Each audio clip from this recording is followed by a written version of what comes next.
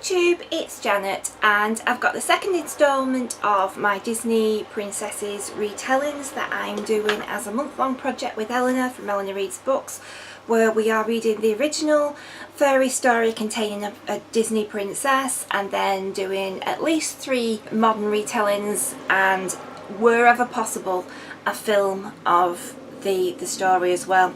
So the next one that I've got to talk about is Rapunzel, and this is one of the Grimm's fairy tales, and this is my Grimm's fairy tales edition. It's a beautiful cloth bound edition of it and it's absolutely stunning, and there were no surprises in the fairy tale retelling.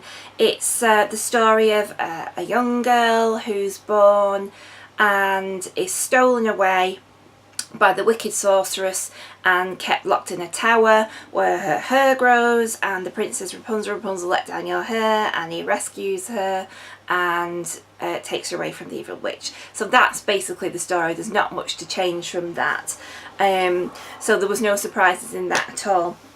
So the first one that Eleanor and I read from that is The Fairest of Them All, and this is by Carolyn Turgeon, and this actually combines both Rapunzel and Snow White in a really clever way. And what I like about this as well is the so-called evil sorceress is not evil at all. She's actually quite a nice mother figure to Rapunzel, but she is a bit of a sorceress. And Rapunzel is named after a type of parsley that apparently when her mother was pregnant with her, her family overlooked the walled garden of the sorceress, and she craved this Rapunzel that was growing in the garden, and that's why she was called Rapunzel. And obviously in payment for her father being caught stealing the Rapunzel, they had to give up their baby. But you know, it doesn't work out too badly, and so Rapunzel is learning the skills of the sorceress, and there is a tower attached to where she lives, and she chooses to sleep in there, but she certainly isn't held captive.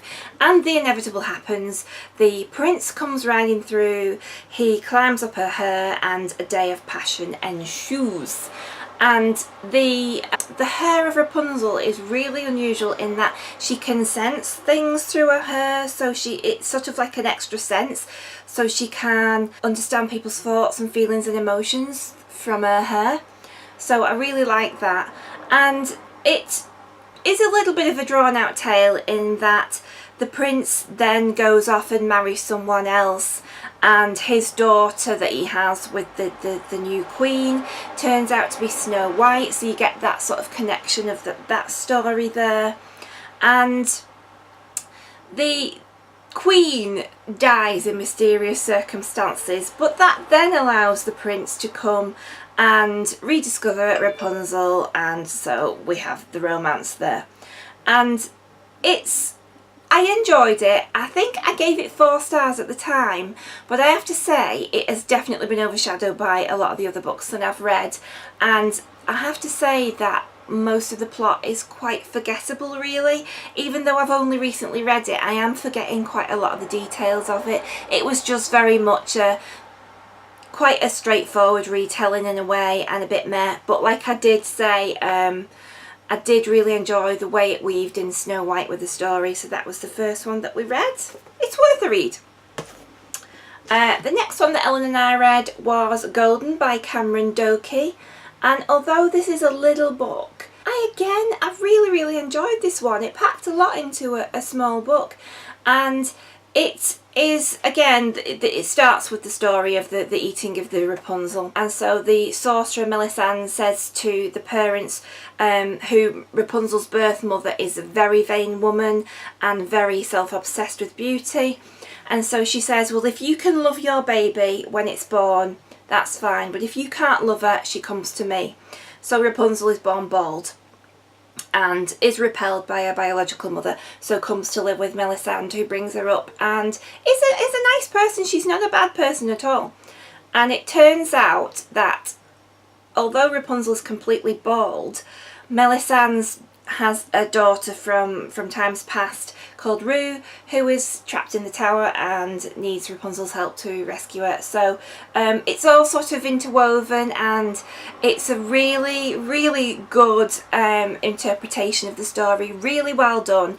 There are the handsome princes in it, and there are tales of sorcery and magic, and it's really, really good. And for such a short little book, I really enjoyed it. So yeah, thoroughly recommend that one. The final book that we read is Bitter Greens by Kate Forsyth, and I've not got a copy of this because I read it on my Kindle, and it's quite a big book. It's almost 500 pages long, which if you know my channel, for me, always anything over 400 pages does fill me with some anxiety, but I have to say I whizzed through it. It is absolutely brilliant, and it's the first 5-star read for me of this project that we're doing. It is the story of 3 different women, and in different periods of time, and all their tales interweave.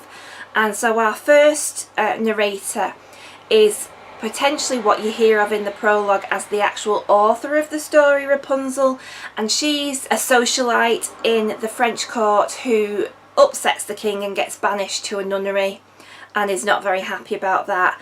But then you hear the story of Rapunzel told to her by one of the nuns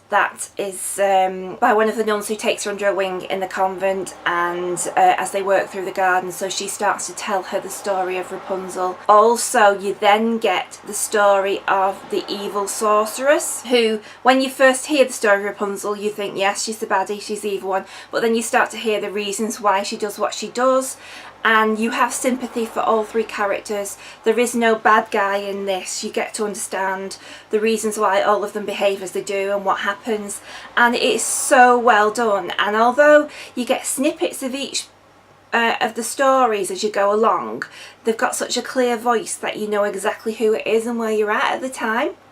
And it's compelling. I couldn't put it down. I absolutely loved it. And again, the actual original story of Rapunzel does go through it, but it's just so much more to it. So I'd never heard of Kate Forsyth before, but she's certainly an author I will be seeking out more of her books of, because she writes brilliantly and it was really good. And so yeah, that was an absolute 5-star read for me, so I totally recommend Bitter Greens.